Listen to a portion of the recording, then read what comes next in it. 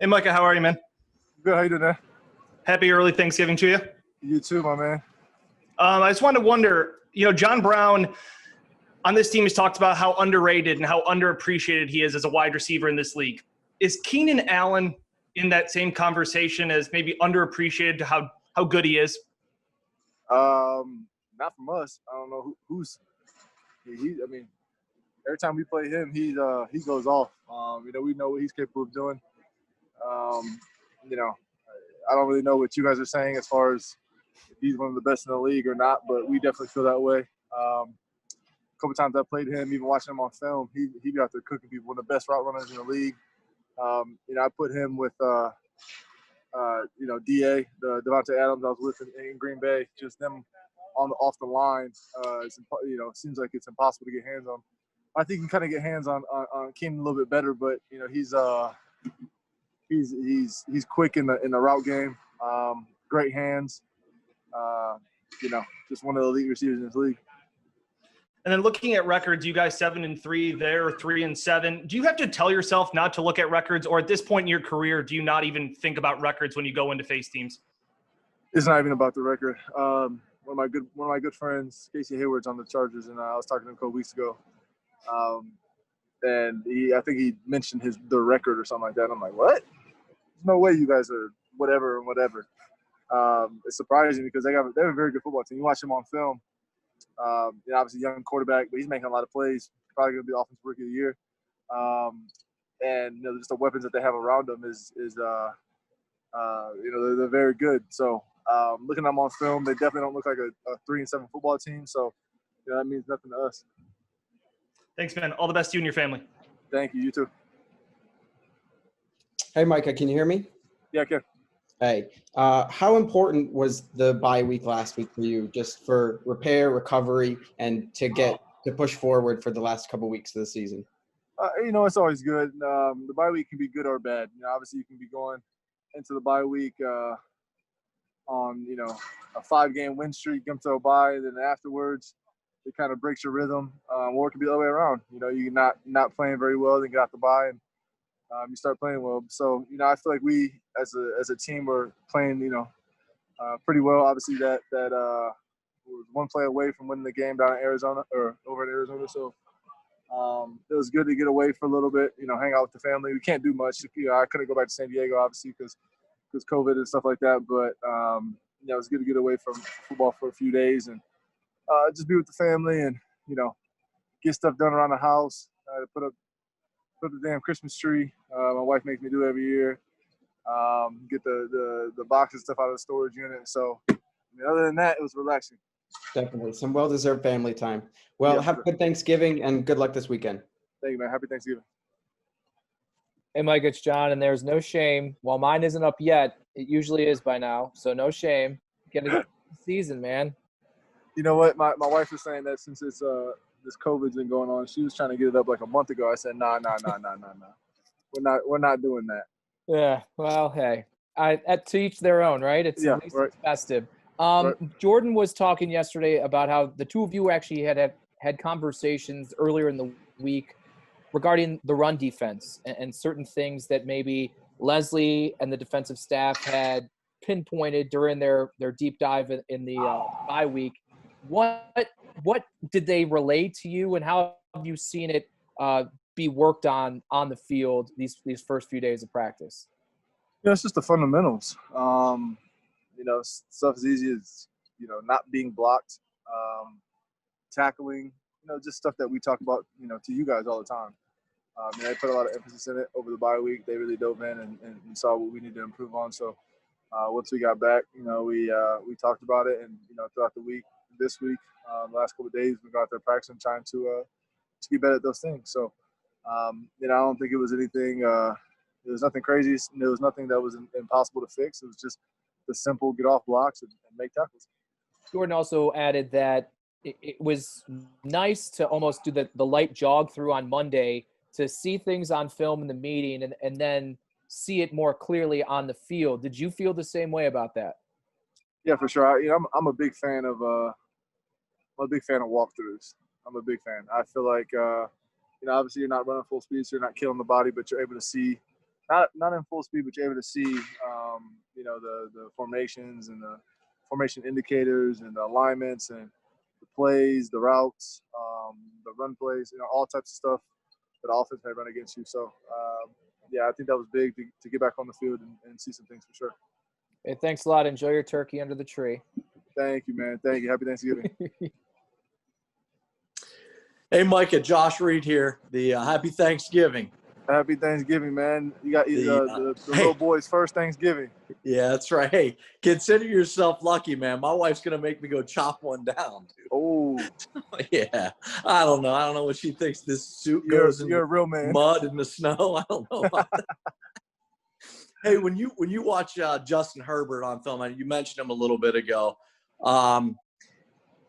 he really doesn't look much like a rookie. The decisions he makes and the confidence he plays with. What have you seen on film with him? He just doesn't seem like a rookie. Just like you just said. I think that I think teams do a good job of obviously with a guy like Keenan Allen and Mike Williams and the guys that they have on their offense. Some teams try to take away Keenan Allen, maybe doubling and stuff like that. And you can tell, he kind of looks to him, but he comes off him right away, which as a young quarterback, that's impressive because a lot of guys kind of stare their guy down. He's reading the field. He's reading, the formations, the defense that the defense are playing against him, and he's able to make, big throws. So definitely not a rookie. He was forced to come in and play some good ball, and he's definitely doing that. There's a chance they get Austin Eckler back this week. Obviously, he's a huge part of their offense when he's been healthy.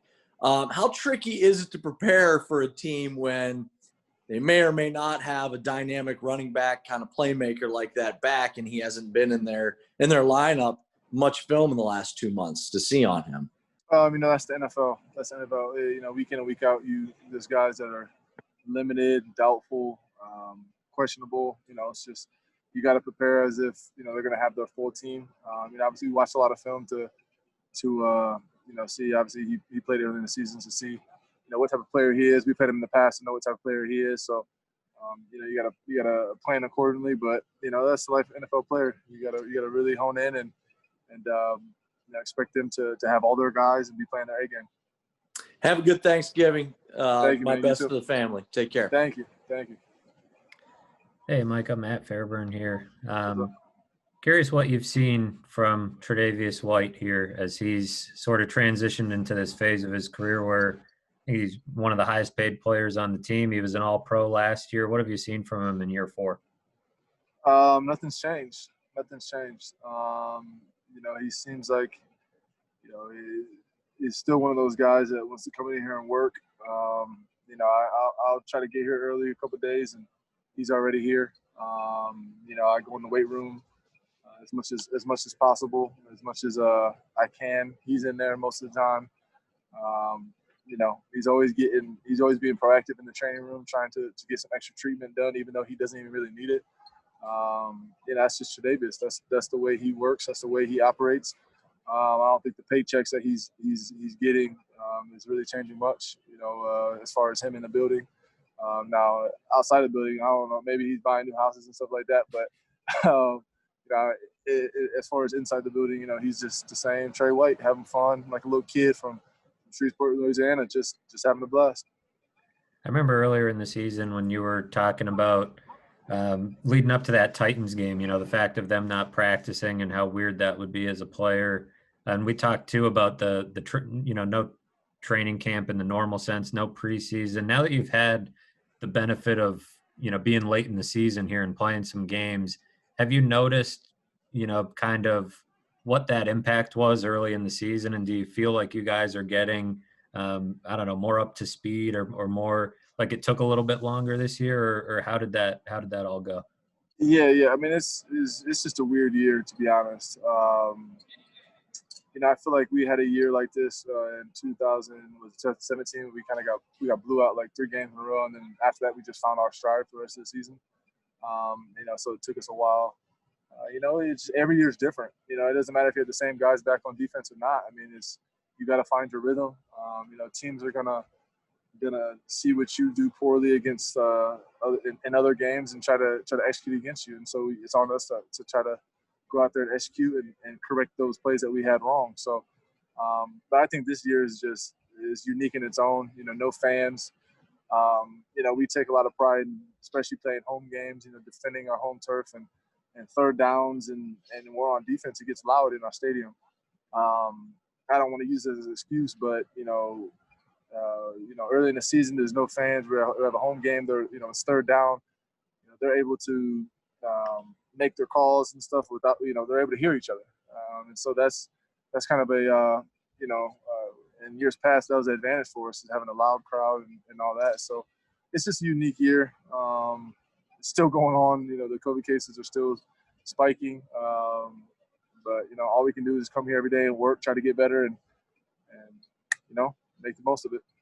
How have you noticed guys handling the COVID cases kind of spiking in the community and seeing, more cases pop up around the league? What's the mental state of guys, even with, Tommy, getting diagnosed with that heart condition? Just a lot of those things are kind of creeping back in more so than they were earlier in the year. Well, I think that even though we're not necessarily being bubbled, in a hotel room and in Disney World or whoever the NBA had it, we're not bubbled, but we kind of are. I come here to work every day and I go home. I come here to work and I go home. That's all I do, and so that in itself is kind of weird. I haven't been able to see family or anything like that. Just been FaceTiming them, and it was kind of frustrating throughout the summer. The off season in the summer, and then beginning of the training camp and stuff like that was still kind of a little weird. I know my wife is a little more frustrated than I am, just because the family aspect, not being able to see them. But guys around here are just still I want to say shocked.